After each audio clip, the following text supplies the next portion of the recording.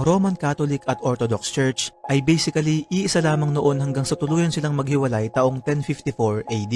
All who separate from RCC generally classified as Protestants. It's just that they have different names of their groups, although the first to totally reject the RCC being called as Protestant has their specific names: Baptist, Methodist, Presbyterian, Lutheran, Anglican or Episcopal, Pentecostal, non-denominational, Evangelical Free, Anabaptist, Quaker, Adventist, Reformed or Calvinist, Church of Christ, not the Iglesia ni Cristo of Manalos, although as I've said all who rejected the RCC are Protestants. So even the Orthodox is Protestant, but was not included in the said Protestant. Yet this Orthodox, although they are the first to separate from RCC, but they did not totally reject the RCC, of yet still believing the RCC as the true Church of Christ. So this Orthodox is one example as like of Paul had mentioned about it having their own leaders, but still honoring the true Church. Unlike of the sects of today who rejected and dishonoring the true existing Church, the RCC. Ito ay dahil ayaw ng mga obispo sa Orthodox Church na meron silang susunding supreme leader na tinatawag ng Pope o Santo Papa. Ayaw ng mga obispo sa Orthodox sa ganitong patakaran dahil para sa kanila sila ay pantay-pantay lamang kung saan sila ay bumubuo ng desisyon base sa kung ano ang kanilang mapagbobotohan. Sa kabilang banda, ang mga Romanong Katoliko naman ay may itinatalagang Santo Papa na kanilang sinusunod at nagsisilbing leader. As for the Orthodox not to have high priest or pope, that is contrary or defiance to God's or Jesus' teachings, to have a leader, God, Word or Jesus, appointed Aaron as the leader of the ministry that God, Word or Jesus, had established.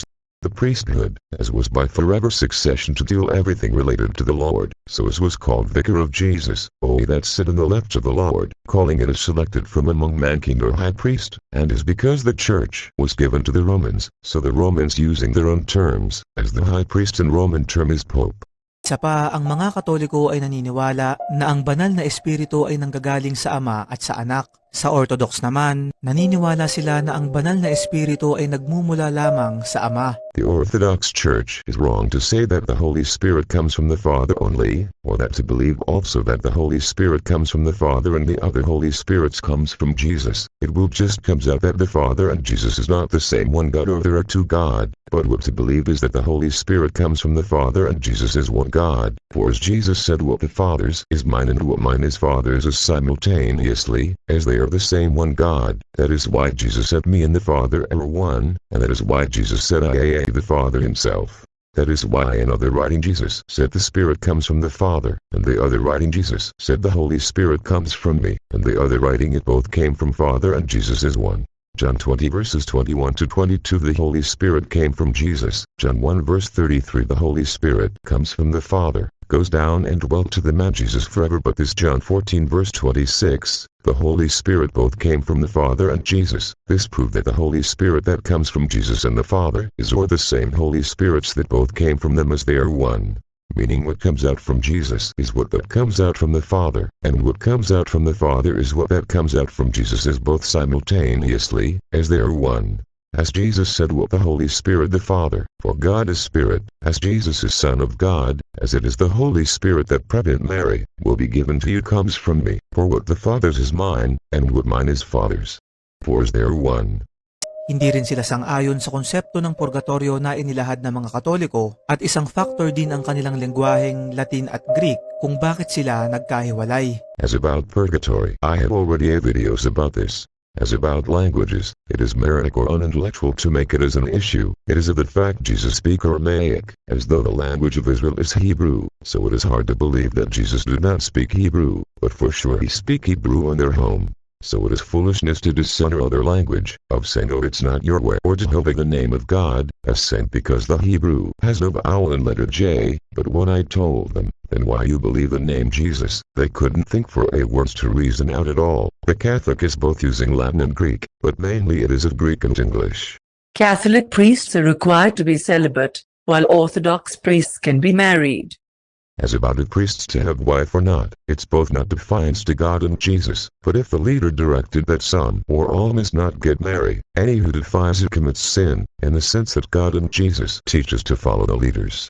as Jesus means in his teaching. Some were born to don't get married to serve God, some were made to don't get married to serve God, some were directed not to get married to serve God, some did not get married to serve God. Jesus said, the one who can accept this should accept it. Jesus did not say all, so it would be better to be not all, as for many good reasons. But anyone who did not marry, wedlock, or don't get married, wedlock, at all, as because of wealth, or responsibilities, or laziness, and other bad reasons, they will be accountable for that to God. Orthodox infants receive chrismation, confirmation, and Holy Communion immediately after baptism, while Catholic children receive these sacraments later. If anyone was already baptized and can already eat, he can be given a communion. No need a first confession, as they were already clean, but it is bad for anyone who can eat already and a member of the church to be deprived of it. Of having a sin must not be deprived of a way or faith things to remain remembering Jesus. But if receiving the communion always not in proper looks or behavior, next time again like that, it is the decision of the priests. It doesn't mean that everyone must to receive the communion every day or often, but the very concept of communion is to make them to remain remembering Jesus. And strictly no one must be allowed to enter the house of worship or congregation if not in proper wearing or smell or behavior. Wearing of a poor must not be excluded of attending the congregation, but if necessary, give him or them an acceptable wearing. There is indeed or there must be indeed confirmation.